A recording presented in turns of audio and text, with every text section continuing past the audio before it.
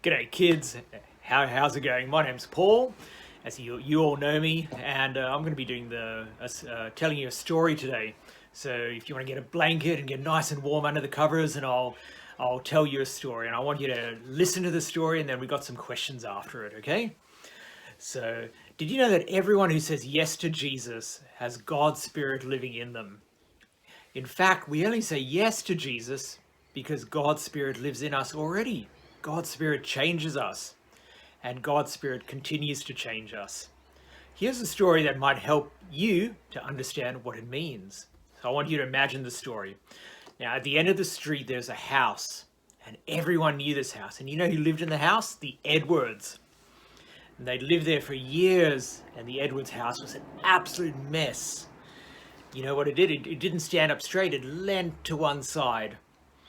But the Edwards, they never bothered to have the foundations checked, and the paint was always peeling off the wall, and they never seemed to get around to painting it, and the garden was always overgrown with weeds. But the Edwards didn't seem to mind. Do you know that a window had been broken years ago, was still not fixed?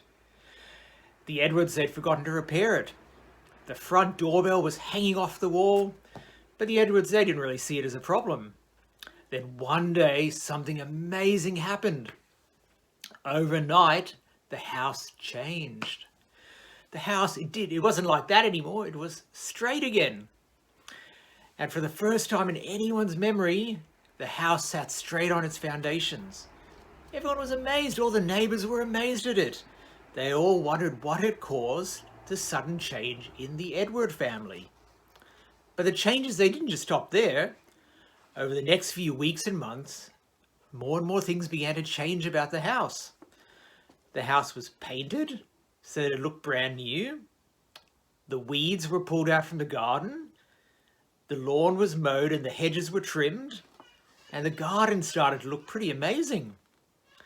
Now the broken window, that was fixed with a brand new window. And all of the windows, they were all cleaned until they shone like new. And you remember the front doorbell that was hanging off? Well, that was fixed as well. Then one day, work began on making the house even bigger. More rooms were added and a second story went up. Now all the neighbors around, they all gathered and they wondered what had happened to cause all these changes. You know, no one really knew. Then someone suggested they ring the doorbell and they asked the Edwards. Everyone thought it would be a good idea, but no one wanted to be the one to knock on the door. Finally, a little boy, he offered to go. So he walked up to the door and he rang the doorbell that was fixed. And the door slowly opened. But it wasn't the Edwards who answered. The Edwards, they'd moved out a long time ago. A new family had moved in. A family who really loved the little house at the end of the street. Now everyone smiled and went back to their homes. And the little house at the end of the street, it was no longer the messy little house at the end of the street. It had changed.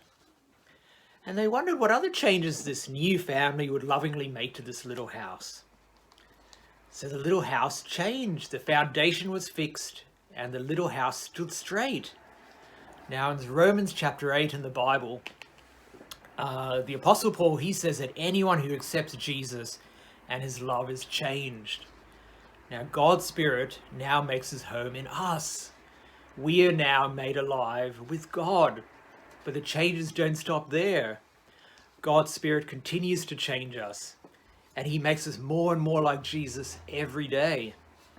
So because of Jesus, God's Spirit now lives in us. He's changed us, and he continues to change us every day.